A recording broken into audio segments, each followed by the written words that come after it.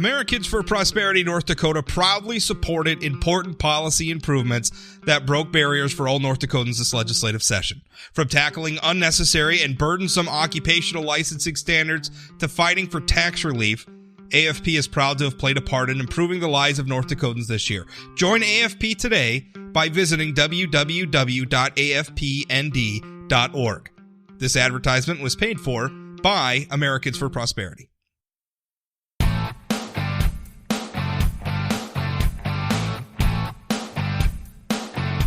Steve Moore joins me now. Steve is, you got a long resume, Steve. You worked in the Reagan administration. You co-founded and served as president with the Club for Growth in the past. You're a former member of the Wall Street Journal editorial board. You worked at the Heritage Foundation in the past. You've also worked with them again since 2014. Currently, you're an economic advisor to President Donald Trump. And you're pushing something about uranium mining, but before we get there, I wanted to say, as President Trump has come in, I have followed since the Reagan administration, I have followed your writing and your speeches and everything else, and you influenced my outlook on economic policy significantly. I've always been a free trade. Great minds think alike. Yeah, well, I like to think so. I've always been a free trade person. And with President Trump, the rise of President Trump, I'll admit I was skeptical of a lot of the things, the way he talked about trade and the way he talked about the importance of basically just the way he looked at it.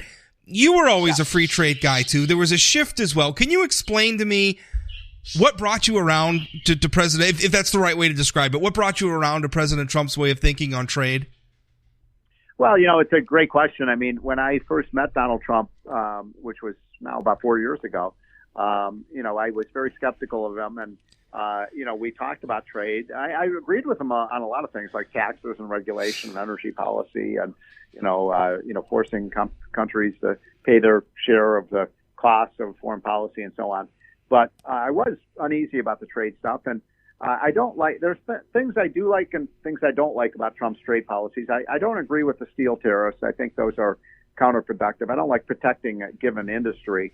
I don't think the auto tariffs are a good idea, but I do think that China is a bad actor. We've been in an abusive relationship with China. They charge tariffs that are 3 times higher than ours. And Trump always said, look, I want free trade. I just want it to be fair. I want these countries to lower their tariffs so we can sell our goods over there.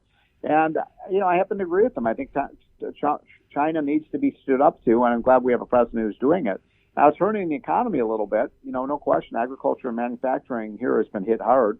By the way, it's killing China. China, they are so dependent on their access to American markets. So I'm really hoping that there will be a resolution where both countries lower their tariffs. We have a freer and fairer trade relationship with China. And I hope Trump doesn't back down, though. I mean, I think China's going to we can't go forward with the current trade relationship we have right now.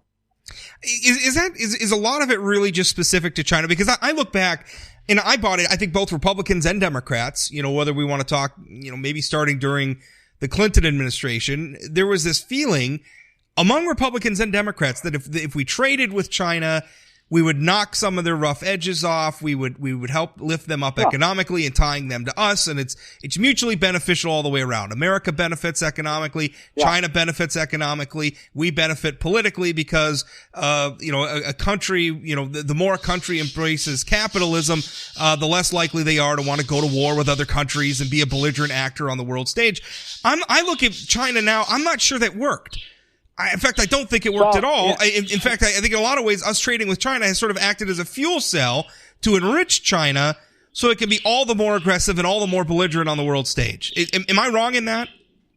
Well, I think, you're mostly right. I mean, look, China had been a communist nation for 50 years, and Mao was one of the greatest villains that ever walked the planet, maybe the greatest villain. He killed, hundreds of millions of his own people.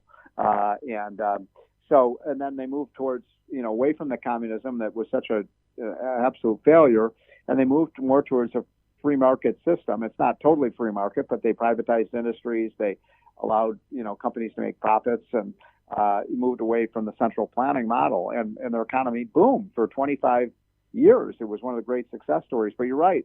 5 or 6 or 7 or 8 years ago, they started moving back, towards this kind of repressive, totalitarian type of government with more and more, violations of human rights, violations of basic freedoms, imprisoning political dissidents. And then the economy has been more now controlled by the government. And that's one of the reasons, by the way, I think all this talk about China taking over the world, I don't see it happening. Show me any time, anywhere in the history of the planet when central planning, led to better results than free markets. It never does. And so I am worried about China, but they are the second largest economy in the world today. So, we have a dispute now between America, the largest, country in the world, and China, the second largest economy in the world. And we can't go forward with the current relationship. They're going to have to change their behavior, and they're going to have to stop this kind of mercantilist trade policies that they've been using now for 30 years. All right, I wanted to talk about all that and set up to talk about your latest project or your latest push. You're talking about the uranium mining industry in the United States. It's part of it's an initiative of the Committee to Unleash Prosperity. You're a co-founder of that. And it's interesting because I don't know that a lot of people, at least not in my neck of the woods, are thinking about uranium mining. But we do think of something that's very similar to it, which is oil production. And I'd say similar to it because you look at what's happening in the Middle East right now. That has less of a threat. I don't want to minimize what's going on in the Middle East, but some of the belligerence of Iran and towards Saudi Arabia, Middle East, or whatever, is less impactful on the well-being of the United States because of domestic oil production. Because we have, sort of moved the regulations out of the way, we have for the most part, embraced oil production. I mean, even under the Obama administration, they got rid of the oil export ban, right? I mean, that was a great thing. Say what you want about President Obama, that was the right decision. Because we have a sort of renewed, reinvigorated oil industry in the United States, what's happening in the Middle East is less impactful on us. Now, you're sort of making the same argument about uranium mining. You're saying, listen, this is an important resource. A lot of the where we get the uranium today is in places that aren't very nice. Tell us more about that. I mean, am I right to make that comparison between oil and uranium? Yeah, it's a great comparison. And by the way, it's amazing because we had the Iranians, blowing up the Saudi oil fields a couple of weeks ago, and the price of oil worldwide went from about $55 a barrel to about $67 a barrel. If it had not been for the United States shale oil and gas revolution and the fact that the United States is now the largest producer of oil and gas, the price would have gone up to $100 a barrel, and we'd be paying $5 and $6 a gallon for gasoline right now.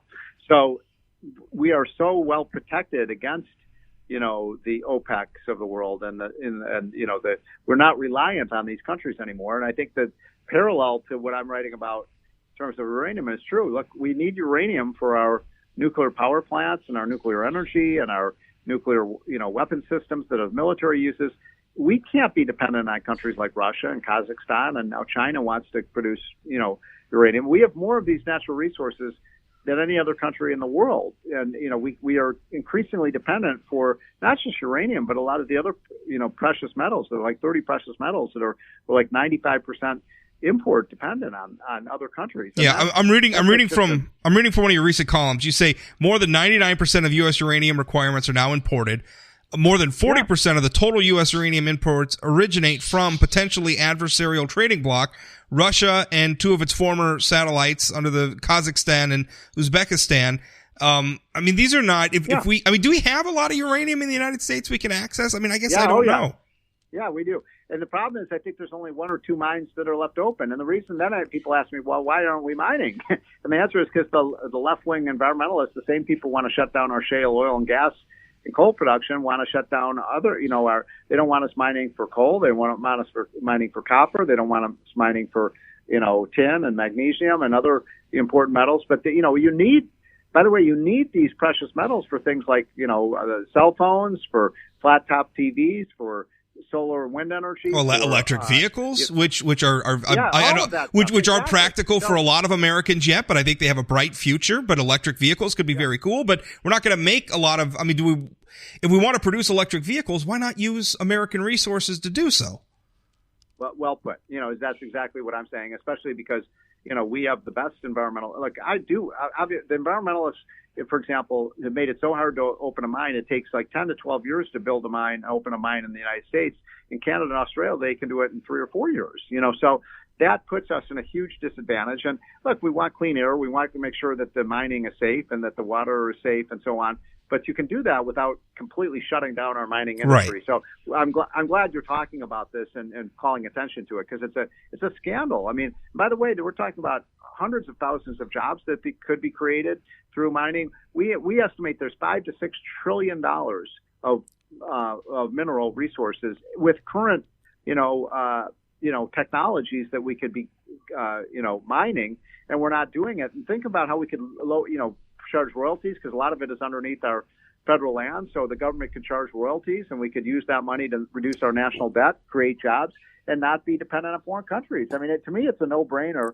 And I just wanted to raise the alert that we should be producing our uranium and our other mineral resources. And it's part of the war on the West that is, being engineered by the people in the big cities in the Northeast. Well, it's interesting, because I think we always in terms of this debate, we usually only think of oil and we only think of coal, and we're not spending a lot of time thinking about uranium and some of these other metals. And it's also, by the way, interesting that to the extent that we saw economic recovery under the Obama administration, it's amazing how little credit the oil and gas industry gets for that, because you saw the shale oil boom happen under President Obama. But it didn't get a lot of credit for driving economic improvement that President Obama took credit for, even though he wasn't exactly a friend to those industries. Last question. I mean, look, you're exactly right. I mean, look, it's very simple. We would not have had an economic recovery. We'd have still been in a recession had it not been for the shale oil and gas revolution. It wasn't any of Obama's policies. It wasn't the stimulus. It was the stimulus that we got from creating all this massive increase in output. We now produce 3 times as much oil and gas as we did, 15 years ago. That's an incredible thing, and nobody thought it was possible. Obama did everything he could to try to prevent it from happening. And so, my point is, hey, we could do the same thing with minerals. We could we should be the mineral superpower like we are the energy superpower. And it doesn't take a heavy lift. We just have to get rid of some of the obstacles that the left is creating to prevent us from achieving that goal. Steve, last question. What about people who say, well, Steve, you're a free trade guy. If it makes sense to get, things like uranium from Kazakhstan, why not do that? Isn't that free trade? Yeah, it is. And I'm not saying we shouldn't do that. I'm just saying that we have to be smart from a security standpoint, that we're not, captive to countries that, what happens if we have an emergency and we need uranium? Do we really want to depend on countries like, Russia and China? I think the answer is no. So, I don't have a problem importing, uranium from Canada. I do have a big problem that, their 2 biggest enemies, Russia and China, are taking more and more of the market from us.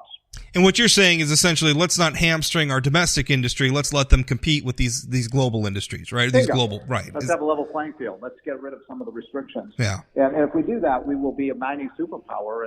And that creates a lot of jobs out, and these are good paying jobs for Americans. And so I'd love to see it happen. And thank you so much for having me on your show today. Thank you, Steve.